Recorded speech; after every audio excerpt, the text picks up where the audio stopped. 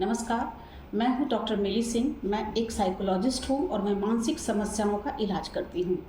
मानसिक समस्याओं के इलाज के दौरान चूँकि मैं पास्ट लाइफ भी करती हूँ, तो मैंने कई ऐसे अनुभवों को देखा, लोगों के भी और खुद के भी, जहाँ पे बहुत अलग-अलग तरह के एंटिटीज़ का रोल होता है, जिसे मेडिकल साइंस तो इनकार कर देता है, बट जब अनुभव में हो तो मैं इसे इनकार नहीं कर सकती।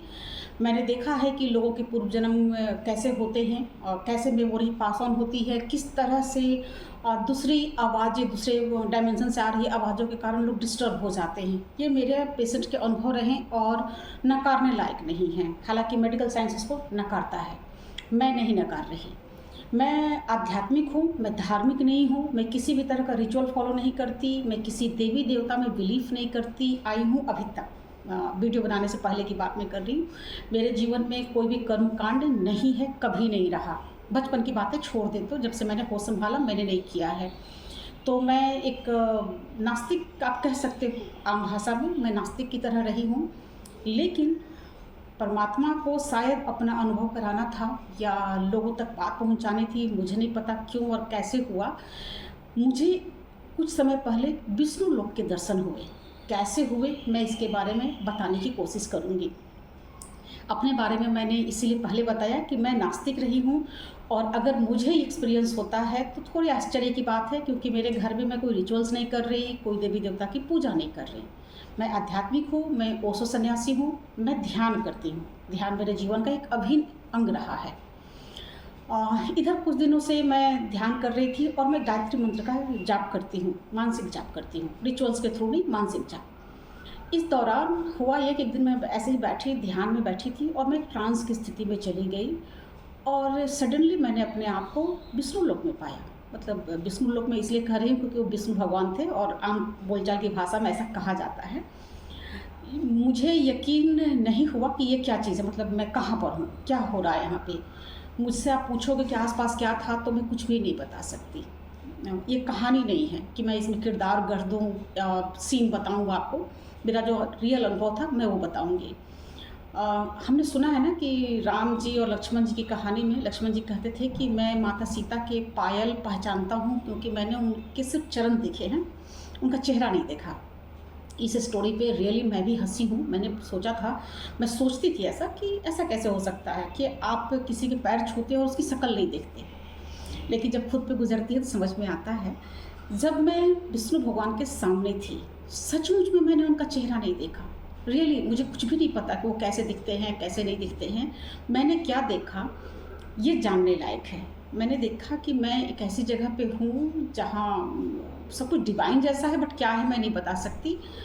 मेरे सामने विष्णु भगवान हैं और वो विष्णु भगवान मतलब मुझे कमर के ऊपर नहीं दिख रहे हैं। वो हैं बट मैं नहीं देख पा रही हूँ, मेरे शायद क्षमता उतनी नहीं रही हो। मुझे एक इंट्यूशन हुआ, मुझे ऐसा लगा कि मैं जिसके सामने हूँ वो विष्णु भगवान है। मतलब मेरा मैं कैसे बोलूँ इसे, मेरा सेल्फ इस चीज़ को पहचान रहा है और मैं तुरंत उनके पैरों पे झुक गई। जब मैं उनके पैरों में झुकी, मैंने उनके पैरों को पकड़ा, छुआ, तो मेरा सर, ये जो मेरा आज्ञा चक्र है, उनके घुटने से लगा। उनके घुटने पर मेरा सर टिक गया और वो कपड़े कैसे थे, मतलब मैंने ऐसे कपड़े अभी तक टच नहीं किए हैं, मुझे टच करने को नहीं मिले। रेशमी कह सकते हो, बट वो बहुत डिफरेंट था। मतलब सब कुछ दिखते हुए भी बिल्कुल लिक्विडी टाइप से कहें या हवा की तरह था या कैसा था, मतलब मैं कैसे एक्सप्लेन करूँ मुझे नहीं पता। बट वो ऑरेंज नहीं, येलो और ऑरेंज के मिक्स से एक कलर था, बहुत खूबसूरत, बहुत डिवाइन लाइटिंग थी उस कपड़े में। उस तरह का ऐसा फील कर रहा था वो कपड़ा। बस मुझे उतना ही सीन, मुझे पैरों का घुटने से लेकर नीचे उनके चरणों तक का मुझे सिर्फ दृश्य याद है और वही मैं देख भी पाई। उसके आसपास मेरा कहीं नज़र उठा ही नहीं। तो मेरे उनके घुटने पे मेरे सर लग गए, मेरा सर टच किया हुआ रहा।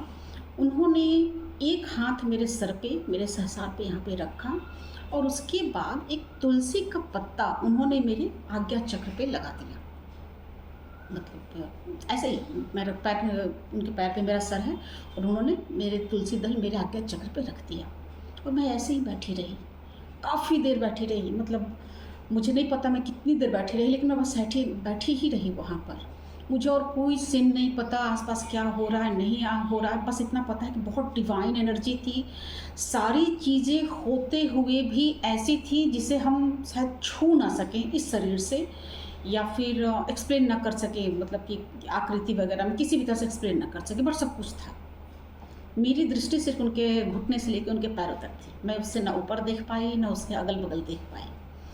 बहुत अद्भुत दृश्य था। मैंने इसे देखा और मैंने इसको हर तरह से एग्ज़ामिन करने की कोशिश की कि मतलब क्या है। लेकिन उस टाइम पर जब ये चीज़ें हो रही थी, मेरा दिमाग नहीं चल रहा था, मेरे लॉजिक्स नहीं चल रहे थे। मुझे सिर्फ इतना पता था कि मेरा नास्तिक दिमाग एक्सपीरियंस कर रहा है एक एक्सपीरियंस को जो वास्तव में हो रहा था।